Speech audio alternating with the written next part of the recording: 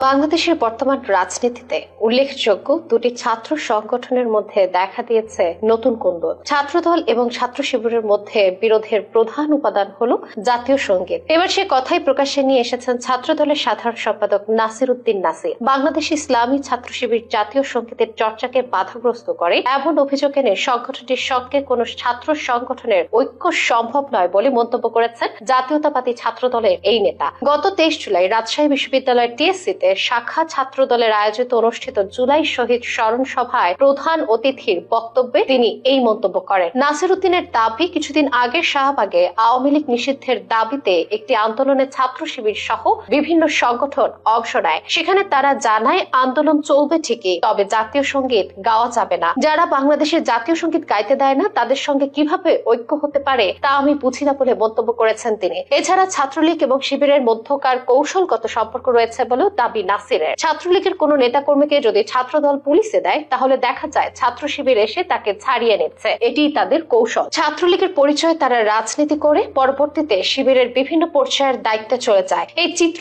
আমরা গাজীপুর, চকবাজার এবং চট্টগ্রাম বিশ্ববিদ্যালয়েও দেখেছি বলে উল্লেখ করেন ছাত্রদল এই নেতা। তার দাবি, চট্টগ্রাম বিশ্ববিদ্যালয়ে গণ অভ্যুত্থান পরবর্তী সময়ে ছাত্রলীগের এক দুর্ধর্ষ ক্যাডারকে পরবর্তীতে সরওয়ার্দী হল শাখা শিবিরের সভাপতির দায়িত্বে দেখা গেছে। এছাড়া রাজশাহী বিশ্ববিদ্যালয়ে আয়োজিত সভায় ছাত্রদলের কেন্দ্রীয় সহ সভাপতি মোহাম্মদ জহির রায়হান আহমেদ দাবি করেন, গত বছর এই সময় সারা দেশে চতুর্থ দিনের মতো কারফিউ ছিল, ইন্টারনেট বন্ধ করে দেওয়া হয়েছিল। আমরা কেউ বাসায় থাকতে পারিনি, বাসাবাড়িতে তল্লাশি চালিয়ে আমাদের ধরে নিয়ে যাওয়া হয়েছিল। এই জুলাই অভ্যুত্থান একদিনে রচিত হয়নি, এর পেছনে রয়েছে দীর্ঘ সংগ্রাম। এরপর সভাপতির বক্তব্যে বিশ্ববিদ্যালয়ের শাখা ছাত্রদলের আহ্বায়ক সুলতান আহমেদ রাহি উল্লেখ করেন, আমরা যে প্রত্যাশা নিয়ে 5 আগস্টের পর রাজনীতি শুরু করেছিলাম তার সবচেয়ে বেশি নষ্ট করেছে জামায়াত ইসলামী এবং ছাত্র শিবির। দেশে যখনই অস্থিরতা দেখা দেয় তখনই দেখা যায় এসব সংগঠনের সরাসরি বা পরোক্ষ সংশ্লিষ্টতা।